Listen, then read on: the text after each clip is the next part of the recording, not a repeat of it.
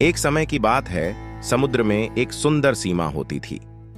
इस समुद्र में तैरते हुए मछलियों का झुंड अपनी खूबसूरती में बहुत ही प्रसिद्ध था। यहाँ के रहने वाले मछलियों की एक खासियत थी, वे उड़ सकती थीं।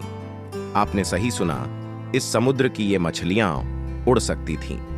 उन्हें पानी के ऊपर उड़ते हुए देखकर किसी भी व्यक्ति को हैरानी होती थी। इस समुद्र में एक बाज नामक पंछी भी रहता था। वह एक बहुत ही चालाक और बुद्धिमान पंछी था। उसकी आंखों में समुद्र में तैरते हुए मछलियों का स्वाद लेने की इच्छा थी। एक दिन बाज ने समुद्र के किनारे पर बैठा हुआ एक उड़ती हुई मछली को देखा। उसने उसे देखते ही दौड़ा और उसे पकड़ लिया। मछली बहुत मेहनत से उड़ी थी, लेकिन बाज ने उसे पकड़कर भोजन बना लिया।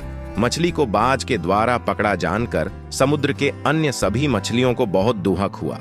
सभी मछली बहुत डरने लगी, लेकिन हिम्मत नहीं हारी और बाज के खिलाफ बदले की सोचने लगे। एक और दिन समुद्र के ऊपर उड़ती हुई मछलियों के समूह ने फिर से एक बाज को देखा, लेकिन इस बार वह एक बड़ा चतुर और बुद्धिमान कौवा था।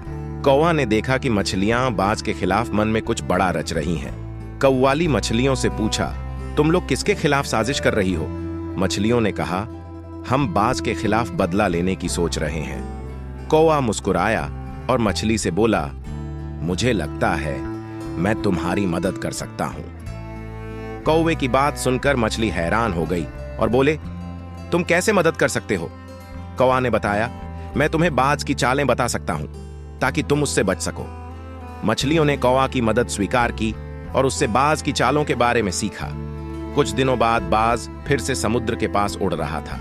उसने एक उड़ती हुई मछली को देखा और उसे पकड़ने की कोशिश की, लेकिन इस बार मछली ने बाज के उपाय को समझ लिया था। वह बाज की चालों को पहचान गई थी और बच गई। कौवे ने सारी मछलियों को बाज की छलों से बचा लिया।